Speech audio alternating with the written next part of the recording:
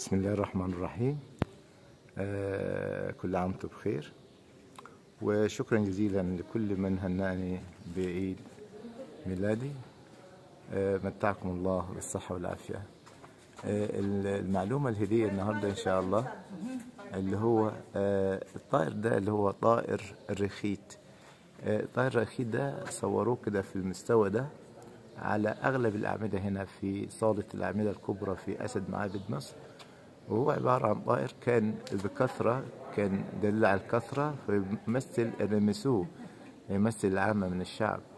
بص حضرتك، أنا عايزك أنت كزميل مرشد لما تزور معبد زي معبد مثلا كومومبو على سبيل المثال، هتلاقي طائر الرخيت ده أو إدفو أو أي مكان في معبد يخص فترة حكم اليونان والرومان. ماشي، معبد إدفو ده يوناني في عصر حكم اليونان فقط. هتلاقي طائر الرخيت ده نب رخيت دوات، يعني النجمة دي اسمها دوات، يعني كل العامة من الشعب بيتعبدوا. شوف الطائر له ذراعين كده، بيتعبدوا لمين؟ هناك ما فيش اسم لأنه الحاكم أجنبي.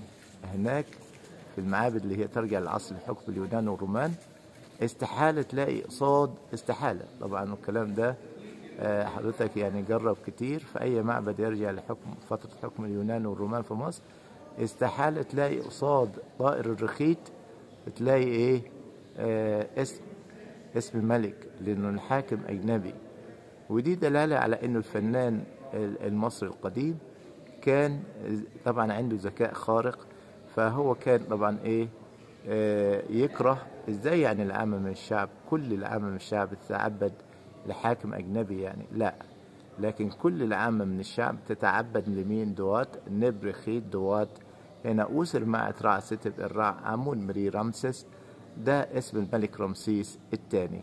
يبقى كده حضراتكم هتلاقي على في المستوى نفس المستوى ده اللي هو طائر الرخيت، يبقى ده الرخيت اللي هو العامة من الشعب، نب رخيت دوات أسر مع رع ستب الرع عمون مري رمسس.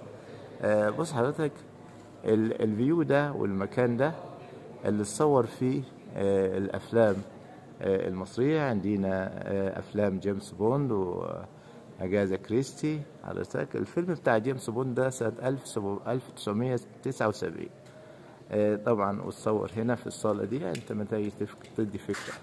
طب نرجع تاني لطائر الرخيت. حضرتك لما تروح معبد هابو، في منظر عندنا في معبد هابو لطائر الرخيت بالشكل ده، بس ايه؟ الراس مش على شكل طائر، لا، الراس على شكل ايه؟ انسان، على شكل بني ادم بجناحين والدراعين، نفس الفورمه دي، بس ايه؟ على شكل انسان في معبد هابو ومعبد رمسيس الثالث في البر الغربي، معبد مدينه هابو. طيب يبقى كده عندنا طائر الرخيت مصور عندنا في كل مكان هنا اهو، اللي هو العامة من الشعب.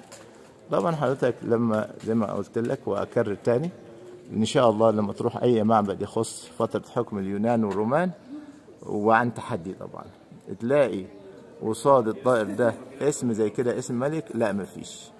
هتقول نب رخيت دوات وخلاص. دوات مين؟ لا، يتعبدوا وخلاص. ماشي، ده اللي هو حصل في فترة حكم اليونان والرومان. لكن احنا هنا في اللي هو العصر الذهبي لمصر، احنا هنا فين؟ في الأسرة ال19 هنا في صالة الأعمدة، اللي هو الملك الزعيم رمسيس الثاني. طبعا هنا ده اللي هو كل الأشكال دي زي ما حكيت لكم طائر الرخيت. لو كان بيدور في دماغ حضرتك سؤال، ماشي، طب ليه؟ ايه الفكرة دي؟ ليه طائر الرخيت ده كده مصور على هذا المستوى في كل مكان هنا؟ لأنه ما كانش مسموح للعامة من الشعب الرمسو، أو طبعا العامة كان اسمهم رمسو، الشعب نفسه يعني، إن هم يدخلوا صالة الأعمدة. هم كانوا يبنوا ويعلوا ويشتغلوا عشان ينالوا رضا الملك، علشان يهبهم الحياة في العالم الآخر. لكن بعد ما يخلصوا البناء، أي معبد كان لا، غير مسموح ليهم. طبعا حضرتك لو هو الموضوع كده وخلاص، لا، هيكون في غضب بقى، غضب من الناس اللي هي بنت دي، طب ازاي احنا نبني لكم يعني ونقعد بره كده يقول لهم لا، بصوا كده انتوا متواجدين معانا، انت اهو نبرخيت دوات مين؟ يتعبدوا للملك. طب ما هم يتعبدوا لأمون رع مباشرة؟ لا، استحالة يتعبدوا لأمون رع. طب ليه؟ لأنه أهلا مرحبا يا حاج. لأنه في الوقت ده أمون رع ماشي كان أو أي معبود من الآلهة المصرية القديمة كان الوسيط ما بينه وما بين العامة من الشعب الملك نفسه. يعني يعبدوا الملك علشان هو بالعبادة دي هيتوسط لهم عند الآلهة، وكده ينالوا الرضا في العالم الآخر. يعني إيه؟ يعني دينا في صيغة اسمها الحتب دي النسو. يعني إيه حتب دي النسو؟ متى رضي الملك، رضا الملك. حتب ده يعني إيه؟ رضاء الملك. دي النسو المعطى من الملك. ده فين؟ في مقابر النبلاء تلاقيها الصيغة دي ماشي، صيغة الحتب دي نسو. فمتى رضي الملك يهب العامة من الشعب، يهب العامة. هو هناك في مقابر النبلاء يهب صاحب المقبرة، لكن هنا العامة بيتعبدوا له. هنا عندنا الدليل القاطع اهو، غالبية الأعمدة هنا عندنا العامة من الشعب يتعبدوا ايه؟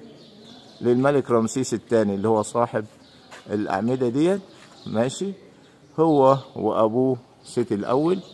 وهنا طبعا بيقال إن صفين الأعمدة يشبهوا صفين الأعمدة اللي في معبد الأقصر اللي هنا في المنتصف دول، ويقولوا إن هم دول من أيام أمنحتب الثالث اللي هو أبو إخناتون.